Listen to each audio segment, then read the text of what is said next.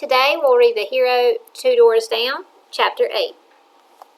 On Sunday, December the 19th, we were walloped by a snowstorm that lasted 20 hours, leaving behind almost 20 inches of snow and record cold temperatures.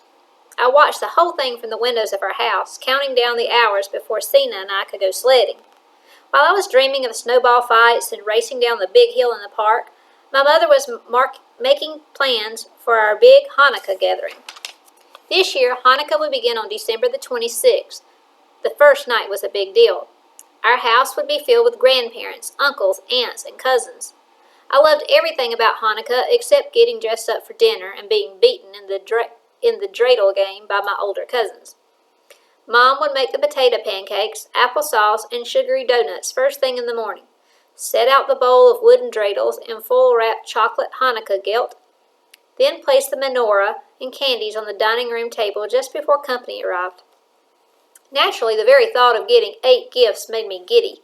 Mom pretty much knew what I wanted, but I made a list and gave it to her when I came down for breakfast.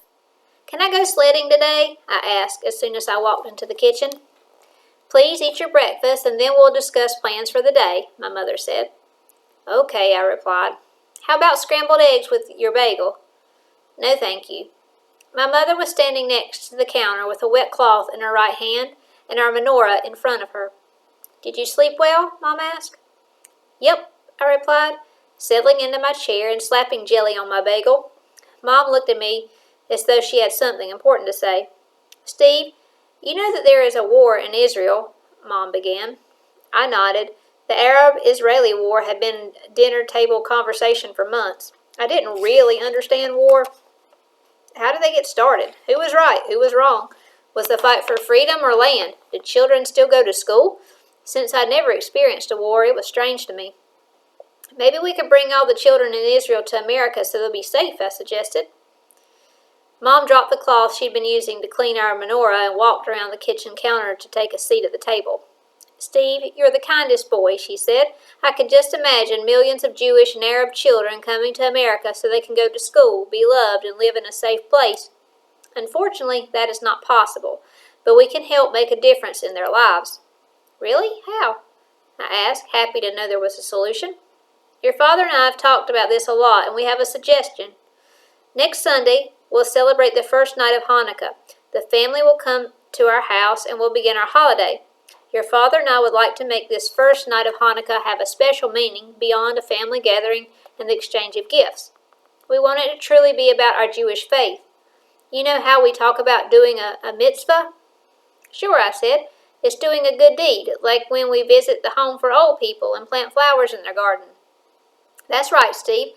On Sunday, when your father lights the first candle, he will say a special prayer asking for peace in Israel and then tell our family of our plan to send money to help support both Arab and Jewish children in Israel," Mom said. "But the children are so far away. How will we get money to them?" "We will send money to them through the United Nations organization called UNICEF. It helps children all around the world. Since the Arab-Israeli war began, UNICEF has been providing food and supplies to Palestinians who had to flee from their homes and to Israeli women and children who are caught in the middle of a war. We will ask your grandparents, aunts, uncles, and even you and your cousins to give us money to send to UNICEF." "I only have $2, I said. Mom chuckled. "We have another idea of how you and your cousins can contribute." "You do?" "Yes, we want you to give up one of your Hanukkah gifts," Mom said. "You're going to send toys to the kids in Israel?" I asked. "No, they need food and blankets more than toys. Instead of buying you 8 gifts, we'll buy you 7 smaller gifts. The money that we save will be added to money your father and I have put aside to send to Israel.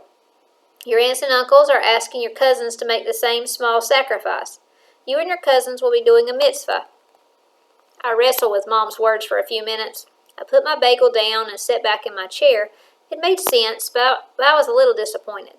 "Where do children go to get away from bombs?" I asked. "Sometimes they hide with their families in shelters dug underground. But since bombs and gunfire can happen all day or night, they sometimes hide under their desks at school or in corners of buildings. Truth is, there's no real hiding place. Kids are innocent victims of war." "I've been trying to picture war," I said. "Where would we go if Tilden Avenue was hit by a bomb?" "War is hard to imagine. I pray you will never have to experience it, Mom said. We're safe here. Up until this very moment, I hadn't felt connected to the Arab-Israeli war. Now I was. Mom was right. Children were innocent victims. They didn't start wars. I felt sorry that they had to grow up afraid of death.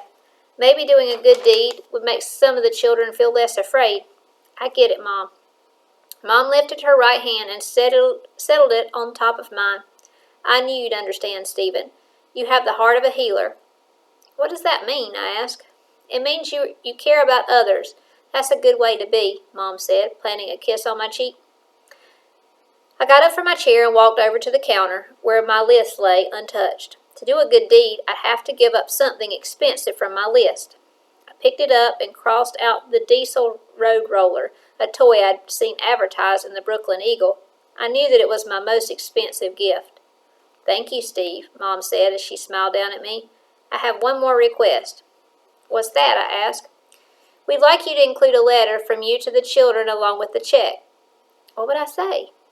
Think about what you'd like to say if you had a friend who lived in Israel and was surrounded by war, Mom said, handing me a pad of paper.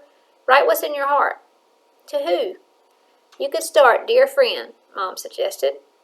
I sat back down and tried to imagine the real sounds of gunfire and bombs going off around me. My hands trembled as I began to write. Dear friend, my name is Stephen Setlow. I live in Brooklyn, New York, where there is no war. My family and I want to help, but we can't stop the bombing. We're sending you money so you can eat and blankets so you won't be cold. We will pray that peace will come soon and you can live where it's safe. You are so brave. I hope that we meet someday. Sincerely, Steve.